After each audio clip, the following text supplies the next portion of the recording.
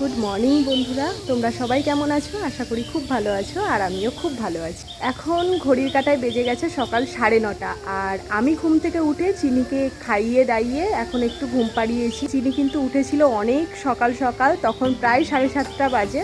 তখন ঘুম থেকে উঠেছে, আর তারপরেই ওকে খাইয়ে দিয়েছি। একটু মনির সঙ্গে খেলাধুলো করে ও আবারও ঘুমিয়ে পড়েছে। তারপরেই আমিও খাওয়া দাওয়া করেছি, আর এই জাস্ট খাওয়া দাওয়া করে উঠোনে এসে একটুখানি দাঁড়ালাম। আর আমাদের উঠোনটার অবস্থা দেখে তোমরা বুঝতেই পারছো, চিরিচিরি করে একটু আগেই বৃষ্টি হয়েছে। বেশ অনেক দিন পর এই রকম একটু বৃষ্টি হলো, আর বৃষ্টিটা হওয়ার ফলে জানো তো একটু গরমটা কম মনে হচ্ছে। তো জানি না, আরেকটু যদি বৃষ্টি হয় আরও বেশি ভালো লাগবে। আরও ওই যে সাইডে তোমরা দেখছো মা ওখানে মাছ কোটাকুটি করছে। দাদা সকাল সকাল নিয়ে চলে এসছে অনেক বড় একটা রুই মাছ, তো সেটাই মা এখন কুটছে। আজকের এই ভিডিওটা তোমরা দেখতে থাকো, আশা করি তোমাদের খুব ভালো লাগবে। আর এখন কিন্তু আছি আমি আমার বাপের বাড়িতে, তো আজকের ভিডিওটা কতটা ইন্টারেস্টিং হতে চলেছে সেটা তো তোমরা বুঝতেই পারছো। এখন গেগি আর ভাই দুজন একসঙ্গে স্কুলে যাচ্ছে, আর ওদের স্কুল থেকে বাড়ি আসতে আসতে বেশ অনেকক্ষণ সময় লাগবে। আর এখানে দাদা নিয়ে চলে এসেছে চিকেন, আর এনেছে হচ্ছে রুই মাছ। রুই মাছটা কিন্তু ক্যামেরাতে যতটা ছোট মনে হচ্ছে ঠিক ততটাই বড়, অনেকটাই বড় রুই মাছটা। এটার কত ওজন সেটা আমি জানি না, সেই জন্য তোমাদেরকে বলতেও পারলাম না। আর মা এখন মাছটা কেটে নিচ্ছে বটিতে, তো সেটাই দেখালাম তোমাদের। মধ্যে কিন্তু অনেকটা সময় কেটে গেছে, আমি স্নান করে খেয়ে নিয়েছি। আর এখানে ভাই আর গেই এই জাস্ট বাড়িতে আসলো। গেই চেঞ্জ করে এখানে একটা পেন্টিং করতে ব্যস্ত হয়ে গেছে, আর ভাই এখনও স্কুল ড্রেসই খোলেনি। আর ভাই বোনকে দেখে আমার তো পুরো ছোটোবেলাকার কথা মনে পড়ে যায়, কারণ আমরাও এইভাবে স্কুলে যেতাম আর এইরকমভাবেই চলাফেরা করতাম। তো যাই হোক, এখন গেই কী পেন্টিং করছে চলো এক ঝলক তোমাদেরকে দেখিয়ে দিই। এটা হচ্ছে একটা দইয়ের খুঁড়ি, আর সেটাতেই গেই কোনো একটা কিছু আঁকার চেষ্টা করছে। এই যে ও চেষ্টা করছে, এটা কিন্তু খুবই ভালো জিনিস। বাচ্চারা এইরকম কোনো কিছু নিয়ে যদি এইরকম ছবি টবি আঁকে কি কোনো কিছু নিজেদের হাতের কাজ তৈরি করে একা একা, সেটা কিন্তু খুবই ভালো জিনিস, আর সেটা দেখতে বেশ ভালোও লাগছে। তো যাই হোক, তারপরই মা আমাকে ডাকলো, কারণ মা এইদিকে তরমুজ আর আম কেটেছে।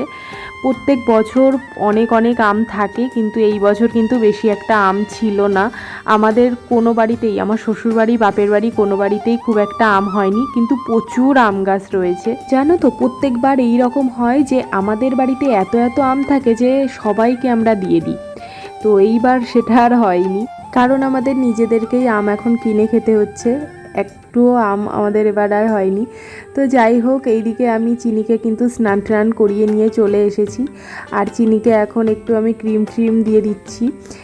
চিনি এই রকম ক্রিম দিলে না ও চুপ করে শুয়ে থাকে, কারণ ও জানে মা এই কাজগুলো করবেই স্নান করার পরে। ওকে বডি লোশন দেয়া, ক্রিম দেয়া, এগুলো কিন্তু সবসময় আমি করি। আর যেহেতু এখন গরম পড়ে গেছে, তাই জন্যে কিন্তু তেল দেওয়াটা আমি একটু বন্ধ রেখেছি, কারণ ওই যে তেল দিলে না চিনির একটু গায়ে র্যাশ বেরিয়ে যায়। তো যেহেতু গরমে তেলটা ওর খুব একটা স্যুট করে না, আমি ওই জন্যে স্নানের পরে বডি লোশনটাই ওর ব্যবহার করাই।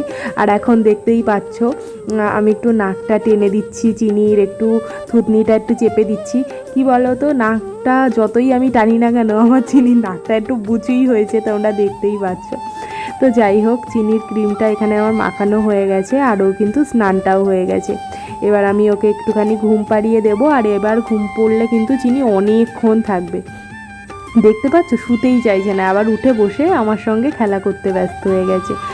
আর চিনি অনেকক্ষণ ঘুমিয়েছিল। ঘুম থেকে ওঠার পরে চিনির বাবা চিনির সঙ্গে একটু দেখা করতে এসেছে।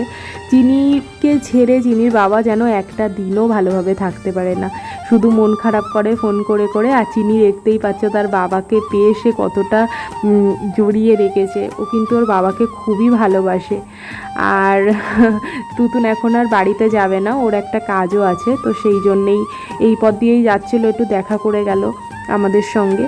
আর তারপর আমি আর চিনি দুজন এখন একটুখানি বেরিয়েছিলাম, একটু হাঁটাচলা করছিলাম।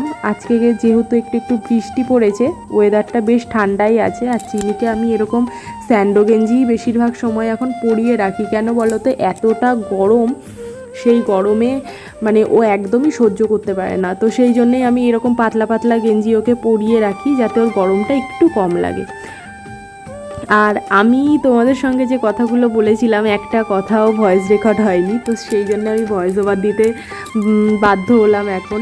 আর আমি কিন্তু বাড়িতে চলে যাব আর এই ভিডিওটা আজই পোস্ট করব। এই ভিডিওটা কিন্তু বেশ কয়েকদিন আগেকার ভিডিওটা আমি এডিট করছি এখন, একদমই এডিট করার সময় পাচ্ছিলাম না, তো সেই জন্য পোস্টও করতে পারছিলাম না। তো আজকে এডিট করছি, আজকেই কিন্তু এই ভিডিওটা আমি পোস্ট করব। আর তারপর নেক্সট ভিডিও খুব তাড়াতাড়িই দেবো তোমাদেরকে। তো যাই হোক, আরও একটা কথা তোমাদেরকে জানানোর আছে, কিন্তু সেই কথাটা এই ভিডিওতে আর তোমাদেরকে জানাবো না। আর যেহেতু বৃষ্টি হয়েছে, দেখো চারিদিকের গাছপালা যেন চকচক চকচক করছে পুরো। আমি এখন আমাদের বাড়ির রাস্তার সাইড দিয়ে ঘুরে ঘুরে বেড়াচ্ছি একটু। আর আজকে একটু মাকে আমি রান্না করে খাওয়াবো ভেবেছি।